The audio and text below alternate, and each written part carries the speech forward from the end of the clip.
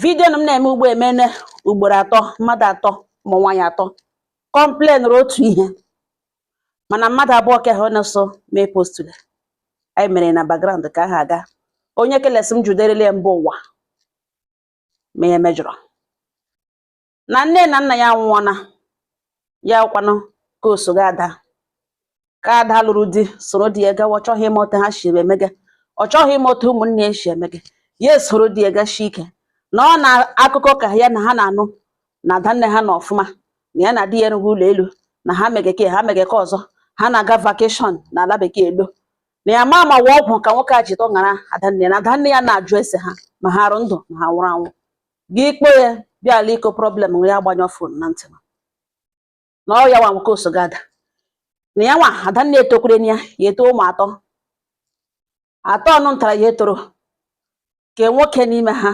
amụcha n'ọrụ bido ihe ọ na-eme ka ahụ wụ diọkpara abụọ ndị ka ha nọ nọ nwanyị otu nna alụọkwala nụ di ya na di nọkwa no problem ofozie ka etoro last born maka last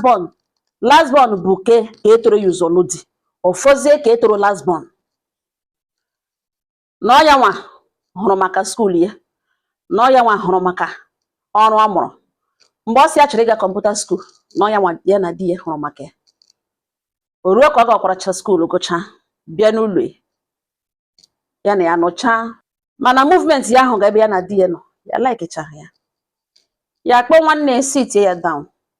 wee nọwa eziokwu di ya mara mma nwoke mana o kwekwele ka temptation nweta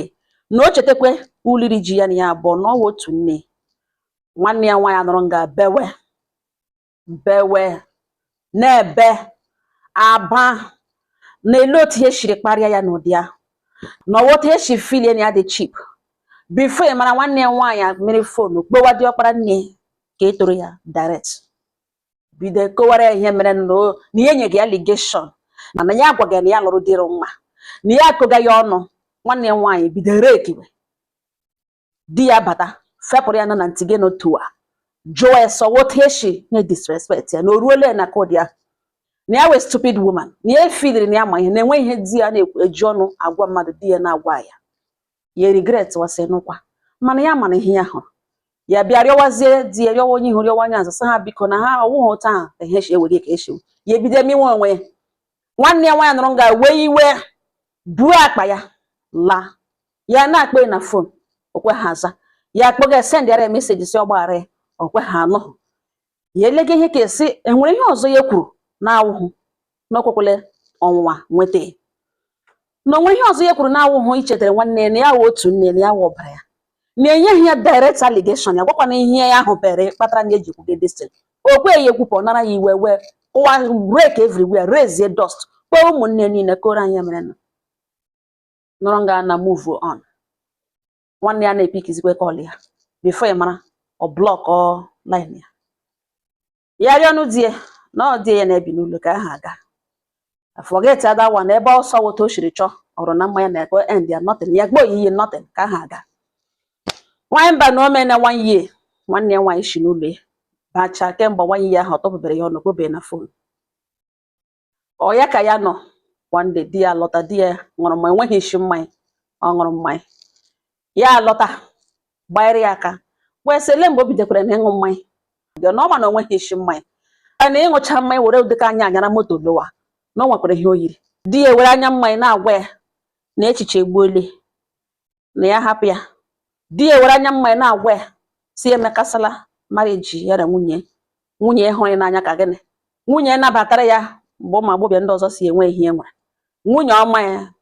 chai na mmụta ndị m ṅụrụ mmanya na-eshekwu na ya mee nwunye ihe ọjọọ wuru ube ma nwunye n'obi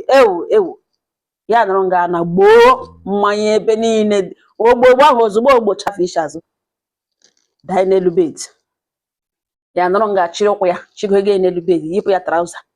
ga-eklin agboro ahụ nụnụ ogboro mmanya nwanne ya nwaanyị si eklin cha agboro ahụ gba ya aka na-echesa ọ gịnị nwe ihe ka di eji anya mmanya kwu na onweghị isi mmanya na na-arịghị nri n'ahụ ya adịwala worried ya ga-eweta fon ya nụntara nọrọ nga n'ihi na ya ma o chenjele password almost 3 times na ọ naanị ya ma otu ya na-esi enweta password ya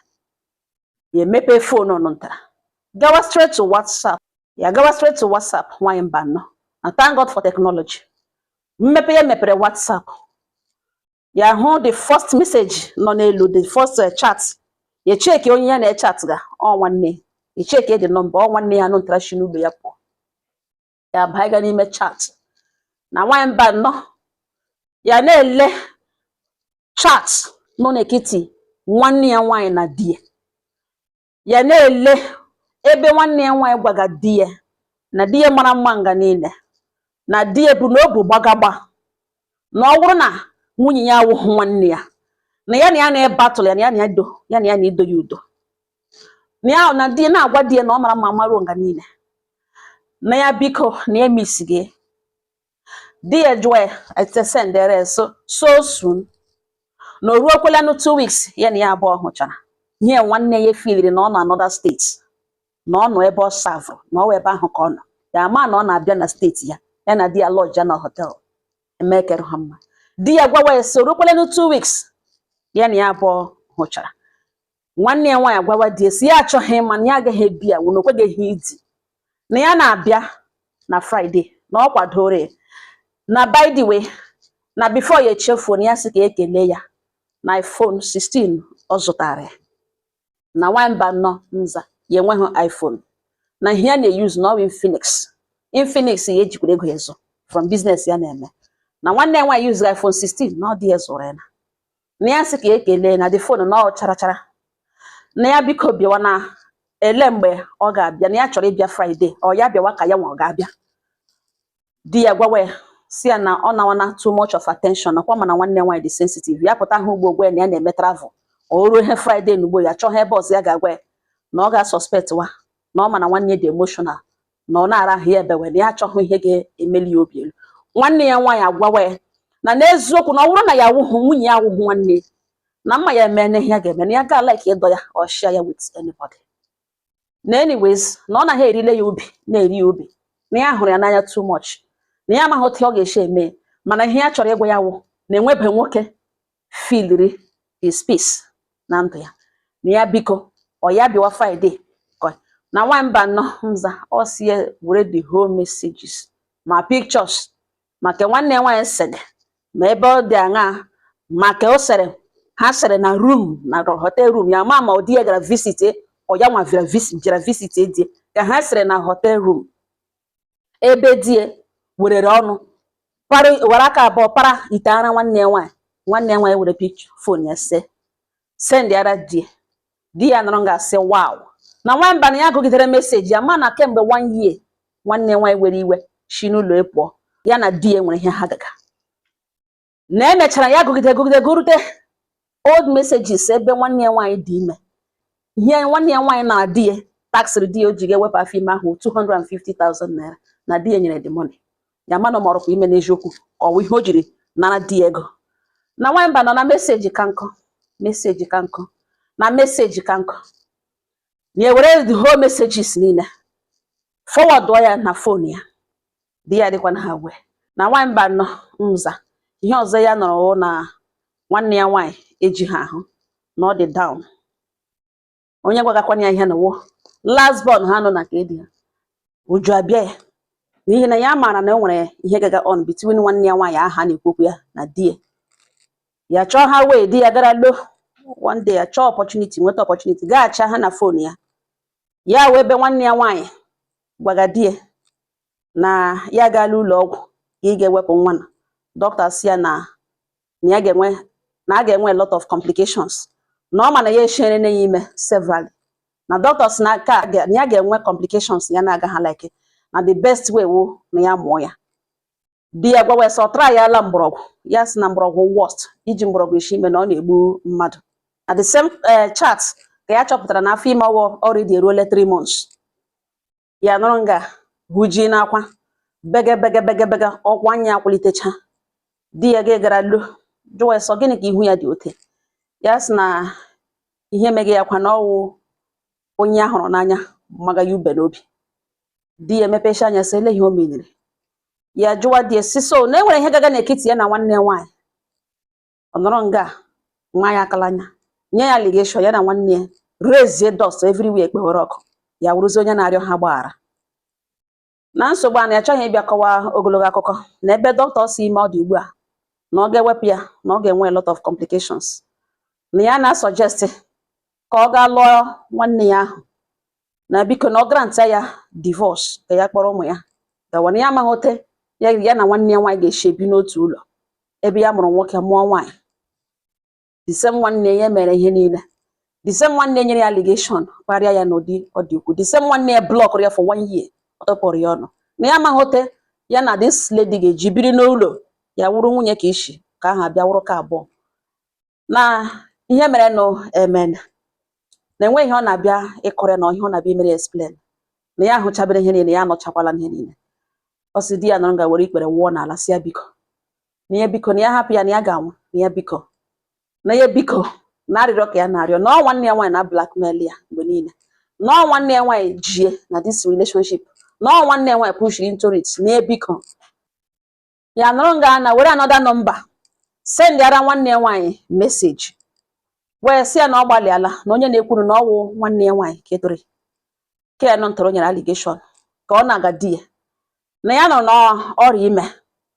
na nsogbu anọghị na kama ọ ga-anwụla ha na ọ dị nwa prepare onwe ya kama ọ ga-abịa dochie ya di ya n'ihi na ihe ọ na-agwa di ya mgbe niile datụ na ọ bụrụ na nwunye ya wụ nwanne ya na mmụ ya emene ka eme ka ọzọ na ya chọrọ ịpụrụ ya ka ọ bịa burucharie ka o jue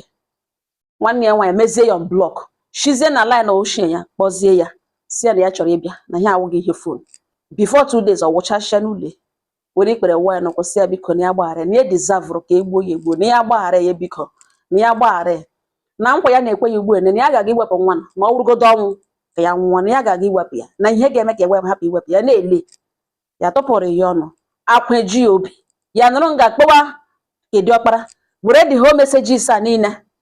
ya nwetara na fonu die send ara die maka ebe current one na-asọrọ ime na adọkwa gị wepụ complication asịkwa ya forward ọrịa Kedi Ọkpara nne ha forward ọrịa maka last born o toro buru ya ụzọ lụdi maka ndị ya tak ya spread the message the whole messages forward ọrụ ha na sị adị ama lekwekwe ihe ọ nọ n'ilu ya na o shikatala this particular one Dr. Soga na ọ ga-enwe complication and ọ sị ya chọrọ ịga na ya nwụbatakwala n'ime ya nwere ya agwala ya na ya ga-apụrụ ya na this marriage na ọ bịa burucha mụọ nwa ahụ kama ọ ga-anwụ na ihe eji eji ahịa n'ụwa adịkwa ama ọ sị Kedi Ọkpara ehuru ọkụ the last one ehuru ọkụ adanne ha already ya ha amaghị ma something ọ dị wrong onye ka aha achọdịghị ma ọ gawala ihe ọzọ ya nọrọ na nwanne nwaanyị na ọ galaga na o gbotoro n'ụlọ ọgwụ na ọ ghọga ndụ ya ụgha na ọ galaga ewepụ nwa ahụ by force na ọ ghọga ndụ ya aghọ ndụ ya aghọ na nwaanyị mba nọ na o nwere ike ghọcha ndụ ya ahụ ugbu a bazie na ịmụ nwa ga-enye ya nsogbu ọ lụọ dị echi ọ ga na ya amaghị dịka complications o nwere mana anọ na ote ya na akụrụbi mgbe o gbotoro n'ụlọ ọgwụ aghọ ndụ ya wụ nwakwanụ ewepụla ya by force na m juderele mba ụwa na ihe na ọrụ mma ka nwanne mee ya ihe n'ugboelu na ya chọrọ ịpụ na ya chọrọ ịhapụ marriage abụọ na di ya emekasacha n'elu n'ala bata na obi nna ya bịa mekasacha everywhere because gịnị nne ha na nna ha anọ ya onwe onye ọhụrụ na obi nna ya na dị mkparị na ọ dị ya too much tinye ka ya na nwanne na ya chọrọ pụwara ya na marriage na m juderele mba ụwa na onye pụwa decision ya nọ na ọ dị njọ ụmụnne m okwu ekwucha m si ya ihe mere na amamote m ga-eshikwa ugbu a m sound too emotional aga m agbọtọwara ya ụmụnne ị ga-agụ kọmentị ma anya ha ga-agwa m ma ọsọ chọrọ ịnụ from unu enwe ihe unu ga-agwa enwe nnọọ otu o si dịrị ọnụ unu ga-agwa ọnụ gwa ya ọ ngọ ha nọ m n'ọnụ udo dịrị ọnụ